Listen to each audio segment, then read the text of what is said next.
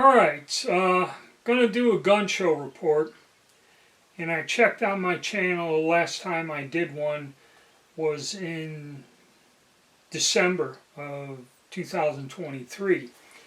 And I'm trying to think back. I have gone to a few gun shows this year. I think I went to one, like I went to this one, the Winston-Salem show, which is the closest one to my home. There is another smaller venue that's even closer, but I found that the vendors he has there and what's available, it's generally a waste of my time to go to that. But the Winston-Salem show, C&E, Baxham are usually good-sized shows, you know. So I went up there. I did go in the spring, but it was nothing really to talk about. I seen a few of the people, like I seen their friends of mine who were dealers and collectors, and said hello to them, walked around. There was nothing to write home about. There were a lot of independents selling an assortment of used guns that were way overpriced, you know, and that was nothing really to call home about or make a video. And it was also the same venue I went to when I talk about that young man who bought the M1 Garand. Was also at this venue. So anyway, so I went up there. It wasn't crowded. I got there late. I went after the live broadcast. I went up there around noon. Got in, no lines. There were people there, and not many though. It wasn't full. And I asked a couple of the fellas I knew there. They said it was a steady flow of people, but not to where you were packed all in there and you couldn't get near a table and see nothing, or go up and down the aisles, or navigate, or be standing there waiting because it was so crowded. That wasn't there. But you know, it was kind of relaxing. I just took my time and wandered through the building a few times. And again, the sad thing is that there's more and more tables there that have either accessories, knives, beef jerky or whatever, or some other stuff other than actual gun dealers, okay? And don't get me wrong, the guys selling knives and the guys selling optics and holsters and that, you know, they are gun accessories. But, like I said, you're seeing more and more of that other than people actually selling firearms themselves, you know. So, as wandering through, for you mill surplus guys, there was some stuff available. It trickles out. One guy that I know that really, that's what he did, the mainstay of his business was mill surplus for many years. He had a selection there, but you know, it was something. I mean, I went there to where he only might have had 3 or 4 rifles. He had about 10 or 12 this time, and an assortment of different mill surplus handguns. Then most of it's spotty. You'd go and you'd find like one private seller. He had a bunch of interesting things on his table, but he was probably a collector selling his own material. There were CZs, a few mill surplus rifles, maybe a AK-47, and of course ARs are all over the place, any type or shape you want. And prices were high. Okay, I'm not going to say there's any bargains or something you'd snatch up, but nothing real crazy.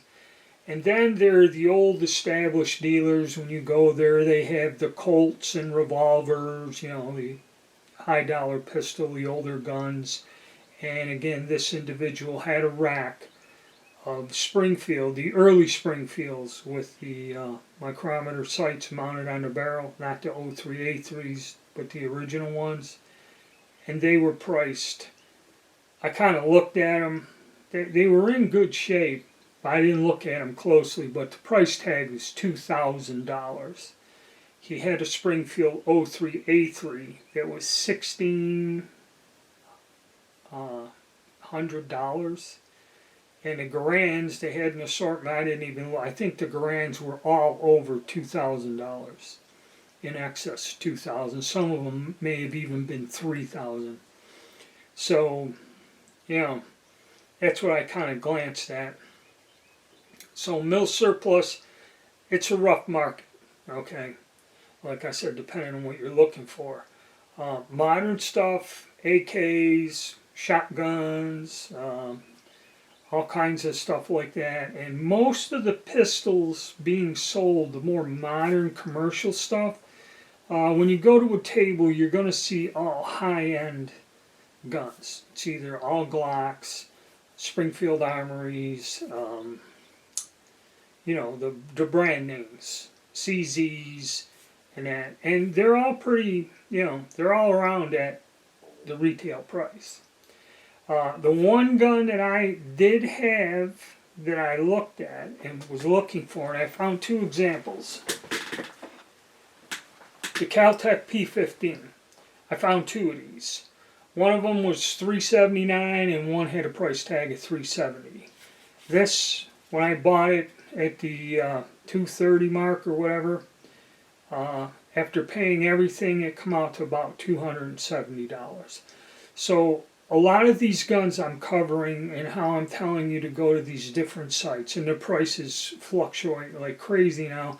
You're still making out doing that and getting it sent to you and transferred, even though you're adding about 50. So like I say, hey, I got this pump shotgun.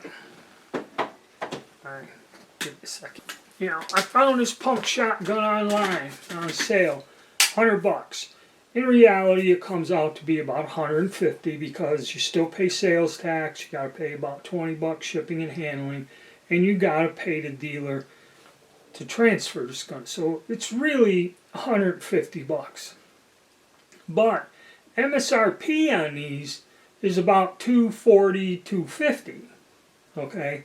And I found one of these at the show for around $200 or $195 or something. So you're looking at another $40 to buy something like this at the show. Then, probably there's going to be sales tax. So you're looking at $200. So I got this online, had it sent to me, and probably ended up paying $50 or $60 less than if I went to the gun show to get it. And the gun show, I think it was $12 to get in, but they'll let you in, you get your hand stamped, and you can come in both days. So, like I said, there was nothing really thrilling or any activity there other than conversing with some friends and getting caught up with some people I've known for many years. Other than that, it was kind of like more of a social event than a gun buying or gun trading type of deal. Alright, so, the way things are right now, at least with new commercial guns, you're probably better off shopping around and finding a deal online and having the gun sent to you. Now, the Black Friday thing coming up here is another three-ring circus. You can probably shear another $20 to $40 off the price of a firearm, but like when I mentioned it earlier, a lot of people are saying it's probably not going to be like it was in the past. And also this gun show, you can feel it too. People went there, a lot of people will go there more or less to buy ammunition. Because there are places, there are vendors set up selling a whole array of ammo. And some of it you really can't find in some retail stores. I've seen a lot of people coming out with bags of ammo. As for reloading supplies, that's another thing. I was wandering around powder, and it was funny. Some people had powder priced at $40, $45, but it's a type of powder I don't think is very popular. It's like when you go to the store, you have these different types of powder that are in there. but they're not the popular ones. They're not like IMR. Now, one guy had some powder that was $40, $50. I went and looked at his IMR jugs or looked at the price, they were $65. So you found a very strange variant. One guy had a lot of powder, again, nothing I needed, nothing that caught my eye, like no Varget, nothing really popular. But they're all priced at $50, but the canisters are older ones and they're all covered with a thick layer of dust. Okay. As far as primers, there were primers there. Okay, and it was spotty because a lot of the gun shows have restrictions on powder and primer, because like there used to be several vendors, I mean, that had just about anything and everything you'd want. Okay, and I remember going for a time when they were trying to curtail gun shows, and the fire marshal would not allow them to have a huge amount of a flammable solid, which is gunpowder, or an explosive, which is primers. So they kind of put several of these people out of business. There was one guy I knew that he sells reloads, he sold ammunition, and he also stocks reloading stuff. So I went by his table, and he was selling primers like you can find online. I believe they were either Aguila or... yeah, there was a couple of them. They're online, they're on sale now, and he wanted $80 a thousand. Small pistol, there was small rifle, there was Winchester small rifle. Everything was $80 a thousand. And I'm thinking, because I was just looking at some of the sales and they're waving hazmat, and even waving the hazmat, they were like $60, $65 a thousand. But by the time you pay the shipping and handling, unless you're buying like 5,000 or two different bricks, say I bought some small rifle, small pistol, large rifle, large pistol, something like that, a larger, it really didn't make out with the shipping until, unless you spent a lot of money, And I think these people know this. Because by the time you pay the shipping and handling, you're going to pay more than $80. So that guy actually, if you really needed those primers, they're all fairly new production too. $80. And I have no idea if you'd be charged sales tax, which in this state's about 7% on top of that. Then I went to one guy in the corner, had a few guns and some reloading supplies, and I guess he never changed his stickers on CCI primers. He had a whole pile of them, a lot of them, and they still had a price tag of $190 a thousand. So needless to say, he was not moving a lot of that, okay? And I've seen that. A lot of these vendors put these panic era stickers on there to where they wanted, and I had to go back and look. I thought I was seeing things or my eyes were bad or something. That one of them 300 round packs of CCI Stingers, or a 200 round pack of them, had a $100 price tag on them one time. That was about a year or so ago, and I just said, that's why I kind of stopped going to the gun shows. Things are kind of coming back down, and like I said, there were a lot of, the like pawn shops and actual brick and mortar stores. They'll set a table up, and they had a lot of different, more or less the I call them high-end guns, but the popular guns you read about in a magazine like Glocks. Everybody that had a halfway decent store had Glocks. They had Glocks, they had Springfield Armory, CZs, HKs, a lot of fine quality guns that, people when they come to the show, they can look at them, feel them, and, pick them up, take a look at them. And that's basically the mainstay of a lot of the businesses, people that actually have a shop.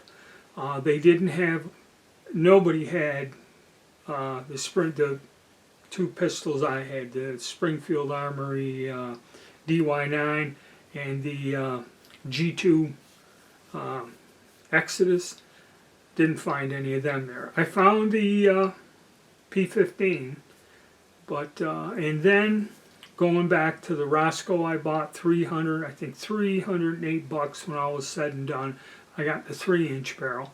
There were several dealers that had Taurus revolvers, because they're probably the best quality and most reasonably priced.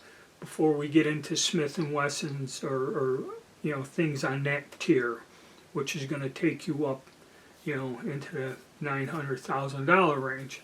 And they were priced as they usually are, which is usually the retail price. You find them from about $350 on up, depending on the model. They have all the different types of models, and that's another nice thing about Taurus revolvers is they have different types of finishes, different sizes, different features. Some are hammerless, some have bobbed hammers, and that's about the price range. I'd say from 3.5 to 4, and there were a lot of those there, and that is always a halfway decent revolver. Now that I think of it, I've really not seen anyone put out a bad video about a Taurus revolver. I've had several of them in the past, and I've never had any issues with them whatsoever. Okay.